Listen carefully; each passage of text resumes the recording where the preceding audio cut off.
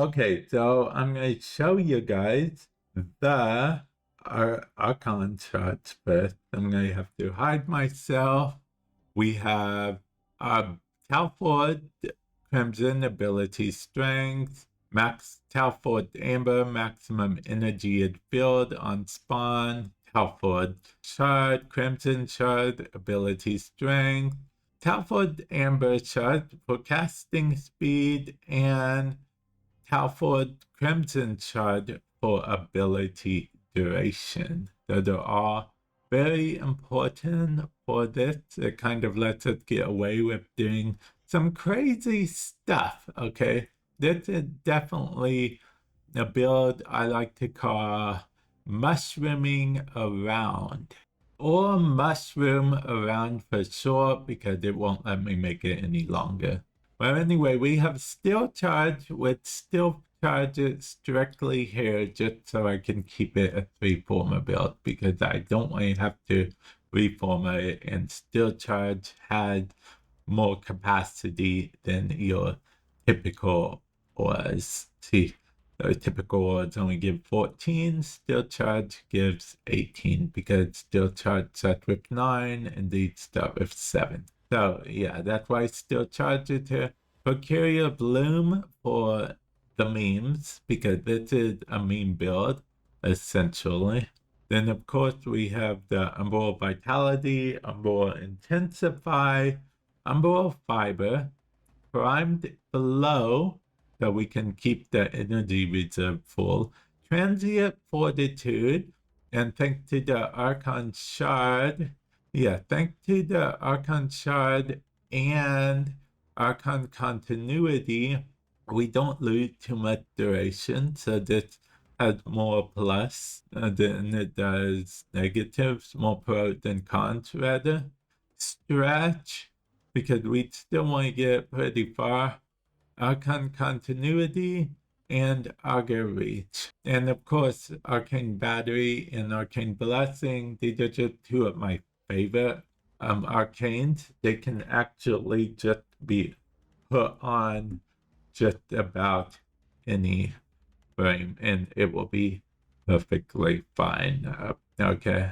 Now let's go into a mission and actually use this, okay? And see how well it works. Of course, we are going to be on Still Path, of course. I mean, why wouldn't you do Still Path missions? Am I right or am I right? We are going to hopefully find a survival.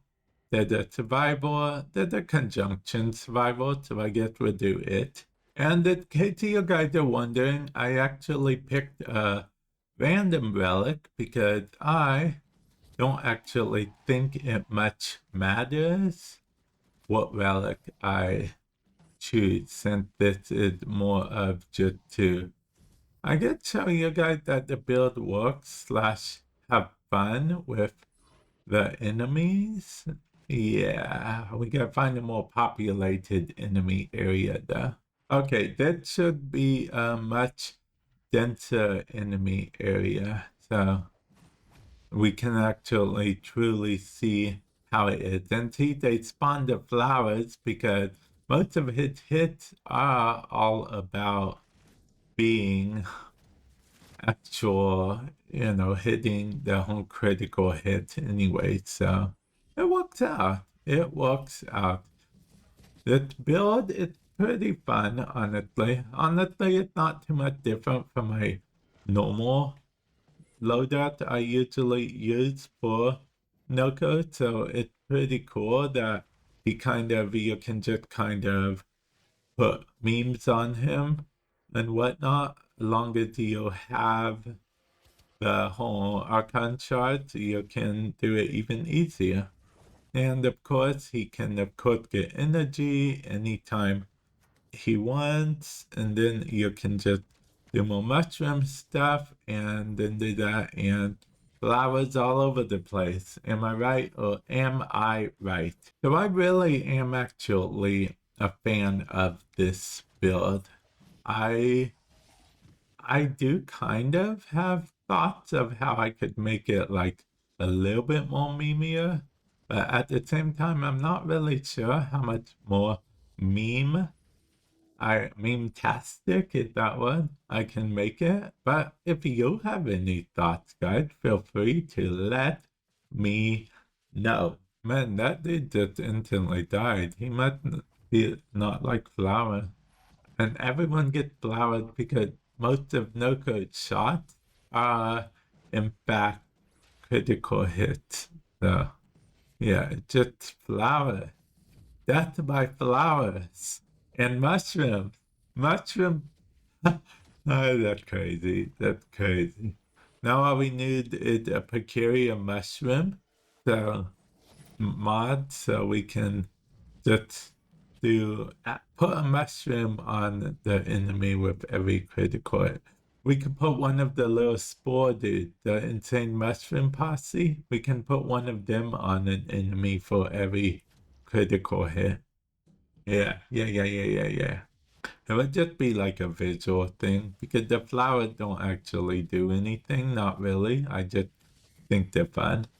It's literally just a visual thing. It doesn't make the build more powerful or anything. I mean, that may not be how it seems, but that's how it really is in reality. Oh, I can just stay. I need to get more thingamabobs. I need to go to wherever my teammates are. Okay, well, I definitely need to go to wherever my teammates are now. 5. Okay. Like these enemies, they can get the most flowers. Flowers for their growth. Okay. Yeah, that is pretty interesting. I mean, Nokko is pretty wild if you think about it. He's a loose cannon. He's like that loose cannon that everyone just kind of, everyone just kind of whatever about. Yeah. Everyone just kind of like, no, I don't want to be his partner. He's too much of a loose cannon type thing. And then there's one person that gets assigned to him by the boss, and the boss is like, look, I picked you for this assignment because I believe you can rein him in a bit.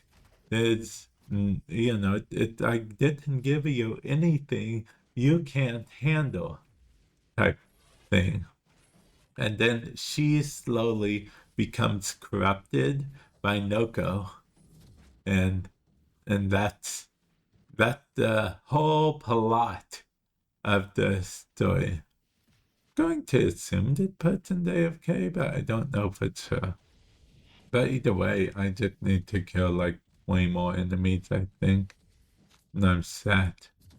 But it's oddly easier than you'd think as Nokko. I mean, it's not as fast as with Saren, but it's pretty fast, honestly. Well, because Saren, you specifically have to be an ESO to get the most out of her multiple at the same time. Nokko, you just kind of have to throw a mushroom or two. Nokko's pretty awesome in that regard. Yeah. Okay, and so far, yeah, that stream seemed to be back to normal. I think it was my fault. I'm going to extract the... Unless someone picks Neo D7.